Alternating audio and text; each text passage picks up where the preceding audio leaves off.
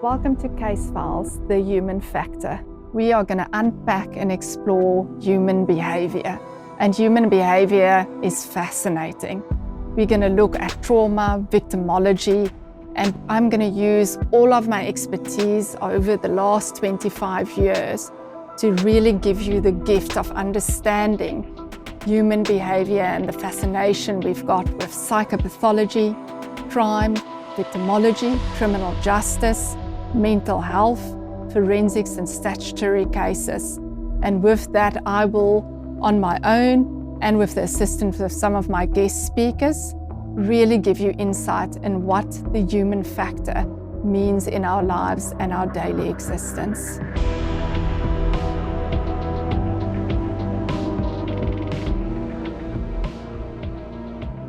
Welcome to the human factor.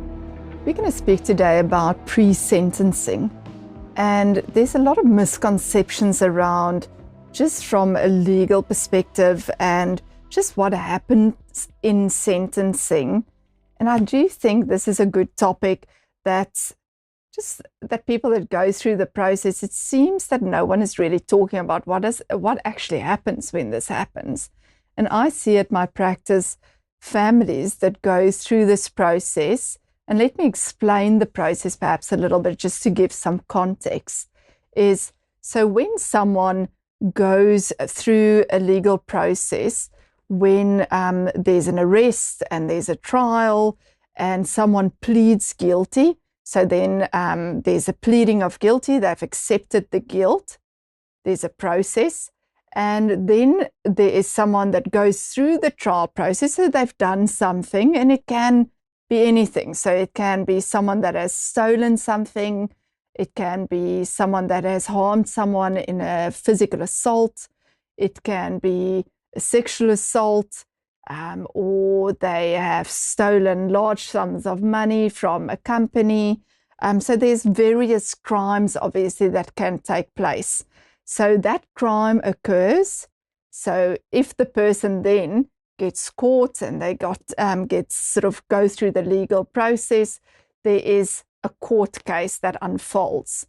So there's an investigation, and from the one side we've got the prosecutor, and then on the other side we've got the person that is the alleged offender, and they get counsel, and then the process unfolds. Now, when there is the guilty plea, or there's the trial that ends into the person being found guilty, they then go to a pre-sentencing phase where it is determined then what the sentence would be. So what that means is the sentence is what will happen to the person that have committed the crime. Now, often that is seen in a vacuum, it seems, where someone thinks it's one person that just goes through this legal system, and then there's a repercussion, for example, of that they go into a facility, they go to jail. But the reality is there's so many things that happens in that phase that need to be talked about.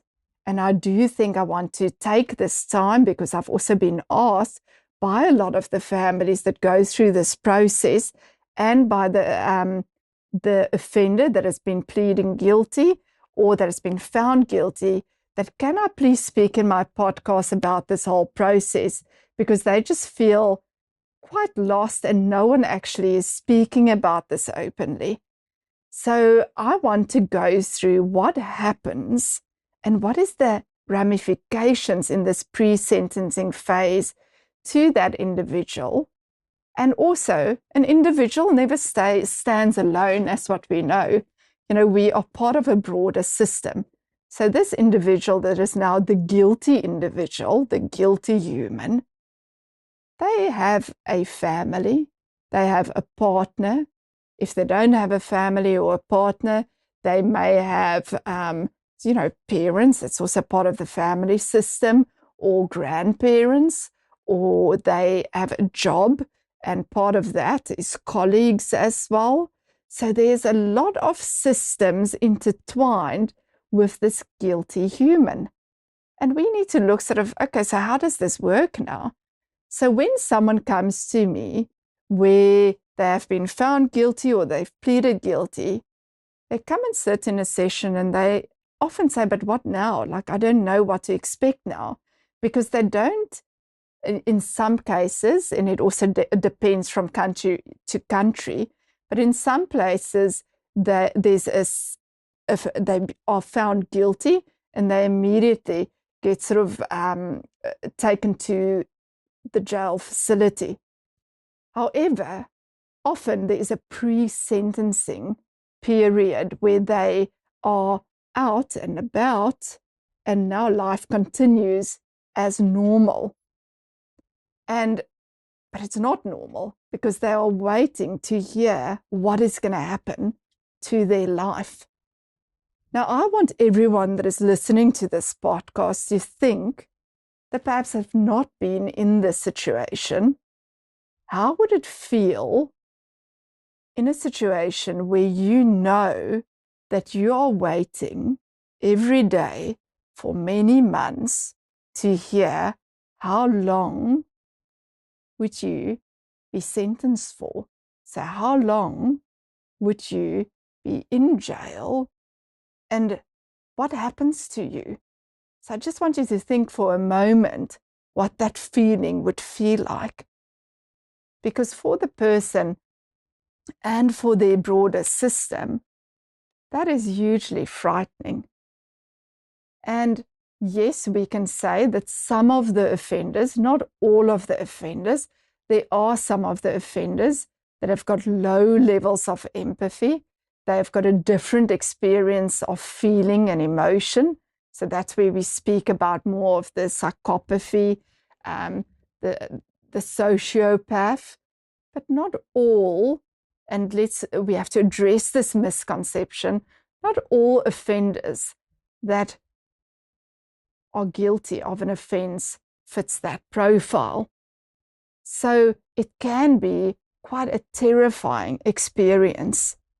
And I want us to look at that to support the offender and to support the wider family and the system, and also the practitioners involved in this process, that we can start to think a little bit more about these people, the humans that are going through this very difficult part of their life, because it comes with certain complexities.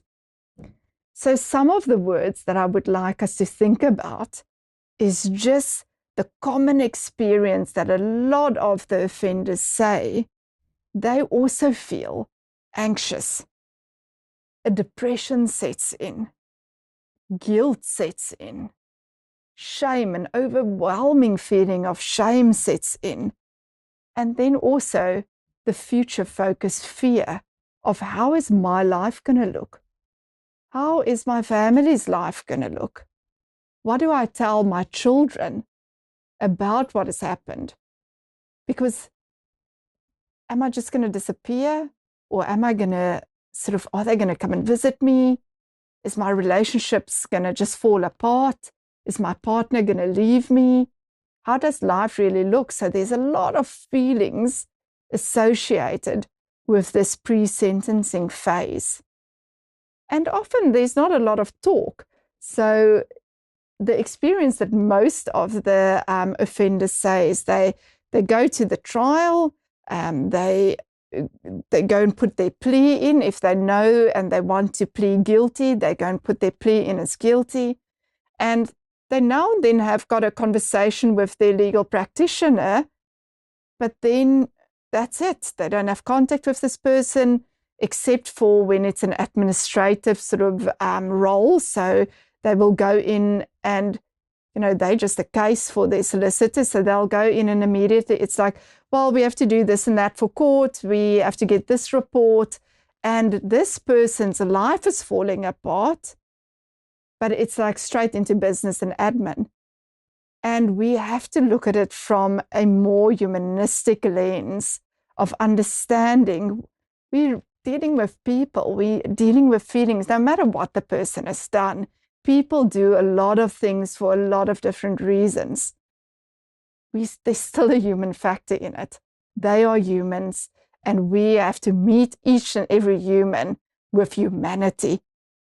So, and I'm talking from a victimology perspective as well,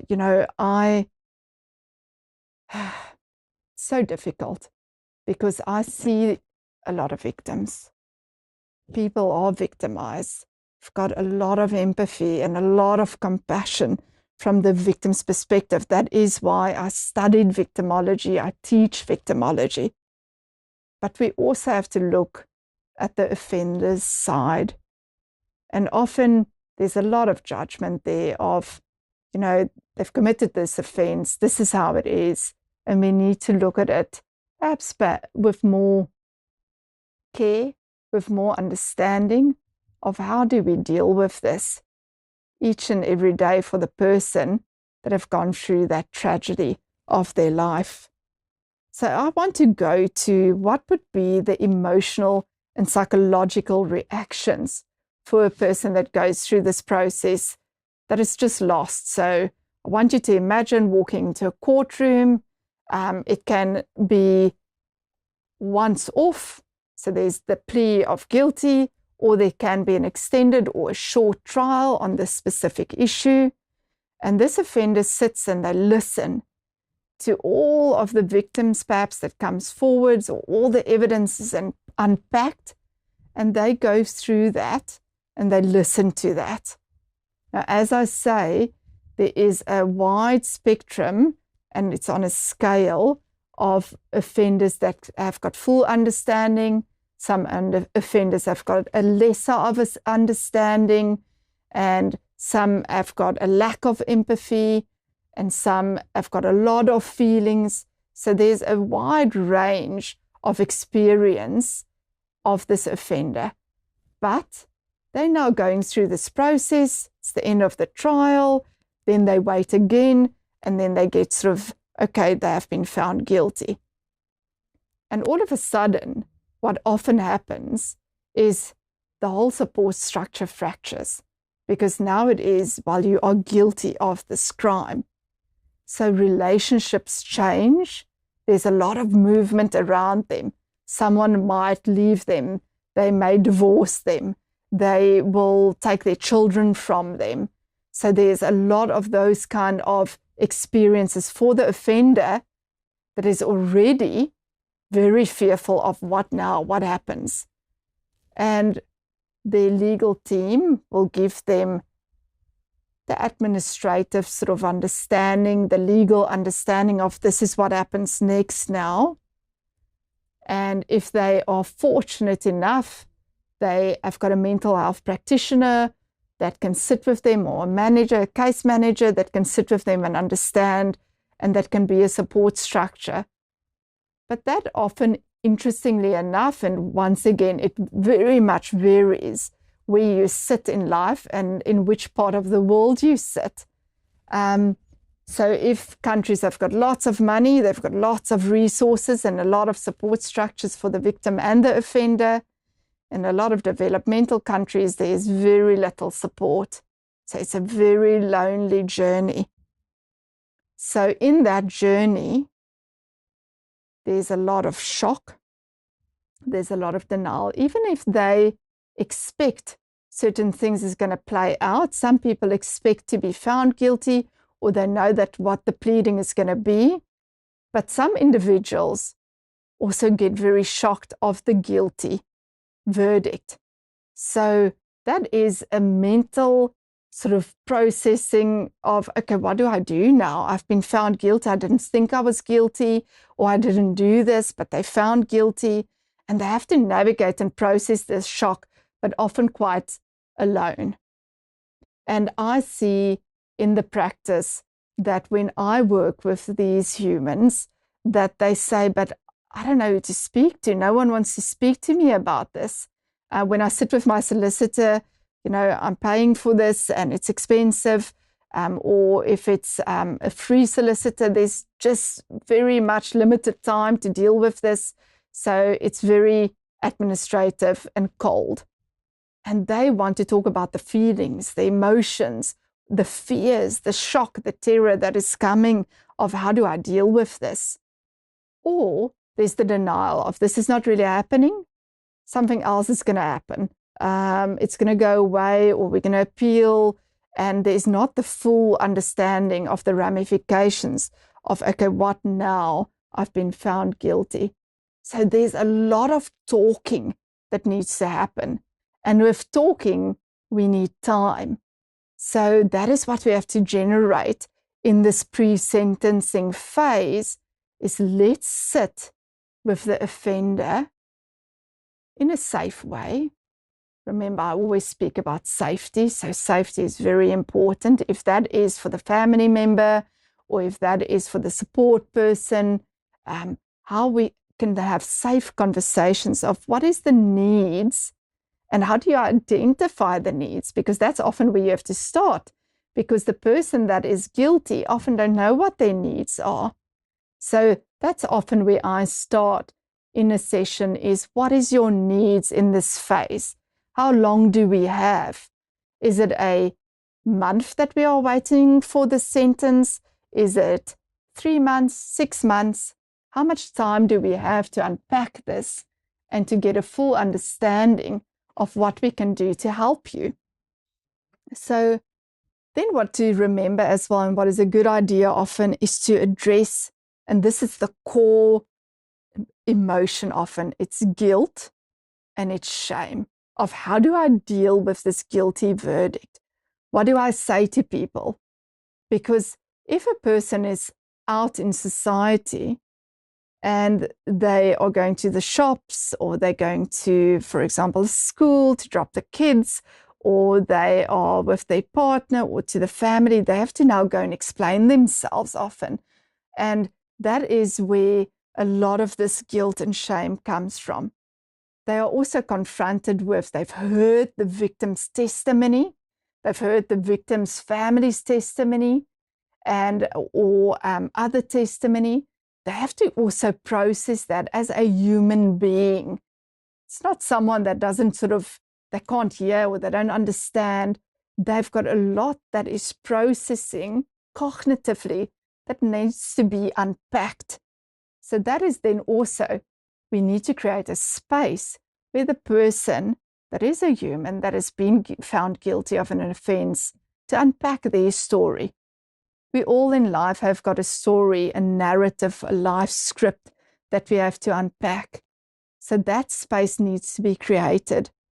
And I want for every offender that is listening to this podcast, or for the victim, or for the family of both sides, if we look, and I'm going to say this often, through a humanistic lens, everyone in their own capacity have to unpack their story with their people.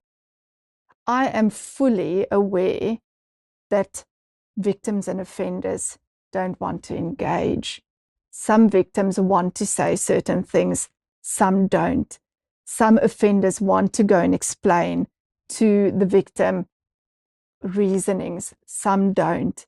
There's a lot of complexity. There's a lot of psychological complexity and a landscape to deal with. But that is, we have to create space for a person to do that. If that is through the solicitor, through the mental health team that's supporting this person, the system, that is what we need to do, that they can unpack the guilt and the shame, that they can unpack what they've gone through that brought them to being an offender. I want to talk also about the fear and anxiety. So if we look at it from just a purely mental health perspective, so someone now has to deal with the ramifications of their actions. And as I say, when I say this, I want you to think, I know some people feel different. Some people have got a lesser ability and capacity to feel, low empathy, no empathy. But when we speak about the person that can feel more, you have to think about the anxiety and the depression that they are going through. And I'm thinking about some of my clients as well that come and sit and they've now heard that they've been found guilty, and just this absolute dip into depression, the dip into feeling absolutely anxiety. What am I going to do? How's this going to work? Where am I going to get money? How's my family going to survive because I'm not going to work? I'm now going to be incarcerated for many years. How does all of this look? If a person have got a predisposition to a mental health problem and they have got traits of anxiety and depression that comes through, we have to look at that. You can't just forget about this person's mental health.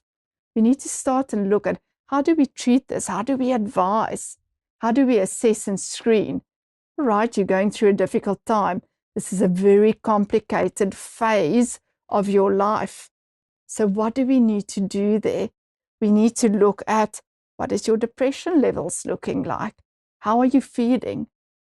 How are you coping with your anxiety? I've sat with patients or clients that also sit and they have panic attack after panic attack after they have received, or they've pleaded. Even if they have pleaded guilty, doesn't mean that they're not going to have panic attacks.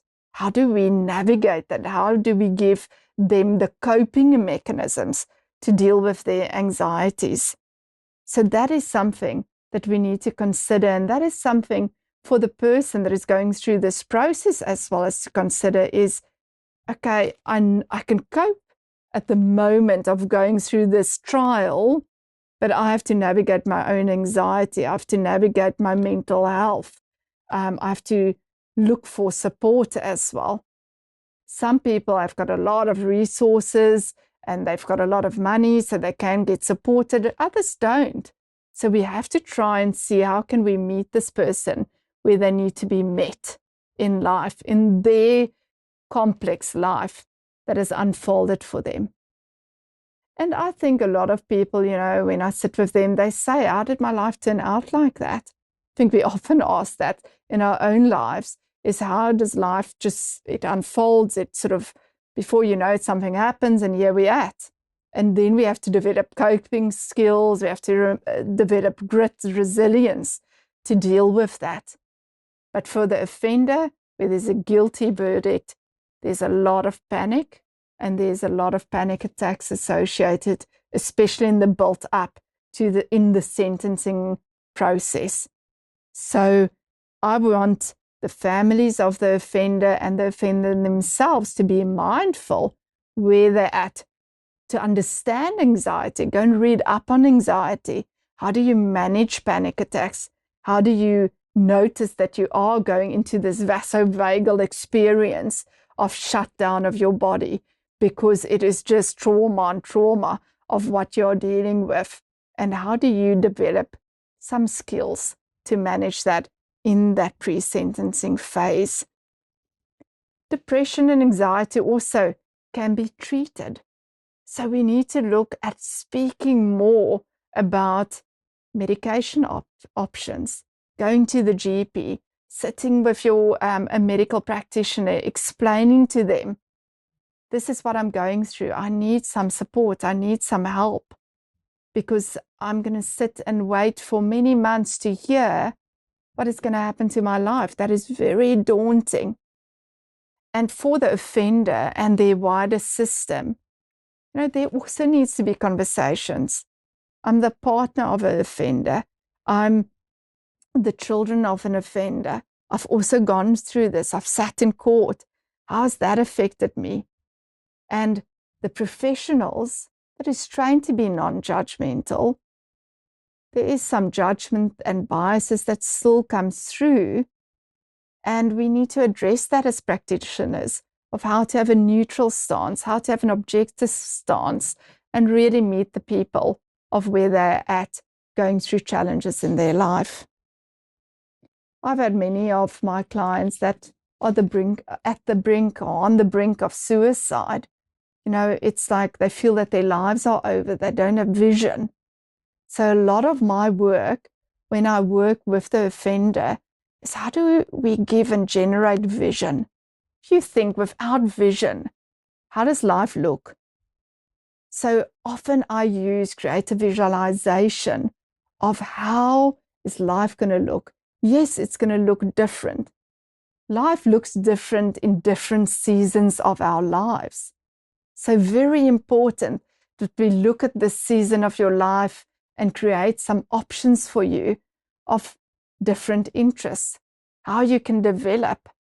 And I can never speak about this without thinking about the late President Nelson Mandela of South Africa, because I look at sort of what he did in his time in prison when he was incarcerated, and how he developed the grit and the resilience and used that time to learn and to, yes, there was injustice, there was unfairness, there was a lot of things that was happening in that space. But that is an example of a human that used every opportunity to use that season of the life to change and to facilitate sort of a better version of what can be done when they're out. So let's use every season of our life to the best of our ability by creating vision. And that is what I do think is very important for the person in that pre-sentencing phase of their life. So I sit with people and we talk about it, that we can generate hope, that we can generate some ideas of that can create some joy still when they think about their future life. Obviously, and this is also for everyone that has met a journey in their life where they've perhaps met an offender or that has to work with in this space, is just to look at the general coping mechanisms. And for the offender as well, what can you do to cope? So seeking legal reassurance. Look at what family support there is, or if you are totally isolated, go and seek support. There is certain support structures. In countries where there is not a lot of support structures and where they may fear their life when they're in that pre-sentencing, what can they do to generate their own support individually, developing grit and resilience? Looking at their own mental process, very, very important there, of how to think about how life is going to look, how can they cope. Now, one of the strategies in sort of mental health work is to use frameworks and to create creative visualization to cope. My life is going to look like this. There's fear, there's anxiety, but how can I emotionally regulate myself that I feel that I can cope with my existence and my reality? If I feel suicidal, what do I need to do? How can I make my life worth living? Every person has got the right, no matter what they've done or whatever life, the journey of life has brought to them, or the decision or the wrong and inaccurate decisions they should have, and they've got the right to have a life. Yes, life will look different. There's repercussions to a person's actions, but they need to create and generate their own life, that they can have a good life that is still filled with joy, with some happiness, that they've got the right to live their existence and to have the self-worth to actually have a good life going forwards through the incarceration, and when they come out as well, and reintegrating into the community and have the best possible chance then to have a good life. So yes, there's specific challenges in the pre-sentencing phase, but I do think the more we talk about it and the more we are aware that there's a space in time for this offender where lots of things can go wrong. There's a lot of emotional pressure. There's a lot of legal pressure. There's a lot of societal pressure. We need to understand what to do in that pre-sentencing space. So the more we talk about it, the more the offender that has got the guilty plea or that has been found guilty would know what comes next. But it also assists the family or the society and the practitioners around them to understand, but what do we do in this space? How can we support? How can we unpack? How can we meet the person's human needs? And what are the human factors associated in this pre-sentencing phase to really, I would say, support society at large with this very complex landscape with pre-sentencing.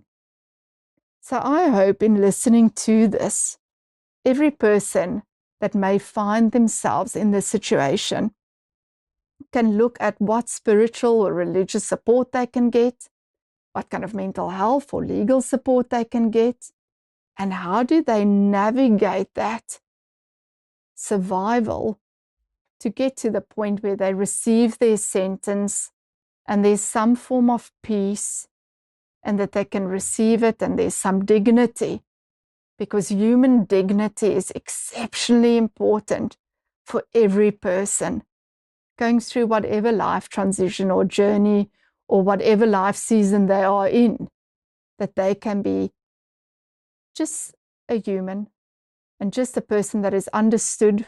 There's a lot of misunderstanding in life.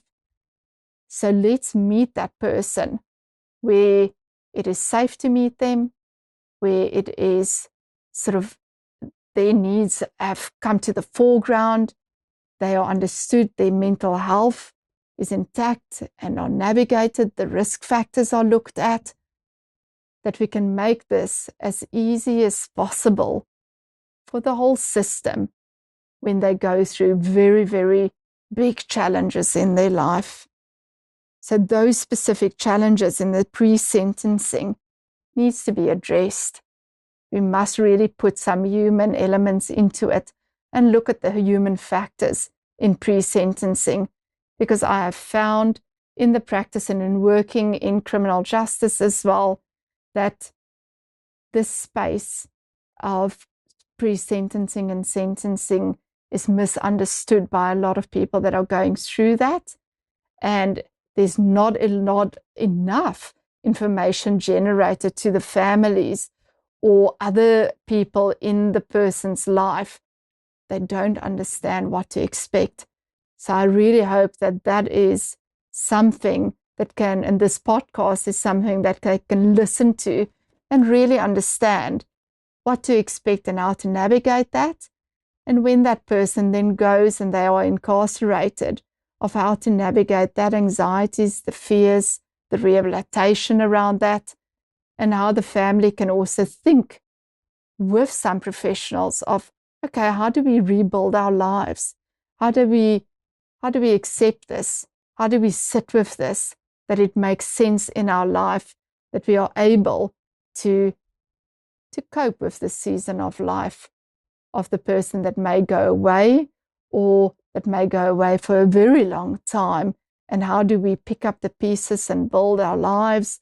Or how does the offender cope of that rehabilitation that they go for, or being sort of in jail for an extended period of time and using that time to really look at the self and think about actions and generating an action plan of how they can live a life that is more fulfilled, that they have value, that they have self-worth, that they can have a change in behavior within the facility, but also when they are reintegrated into society.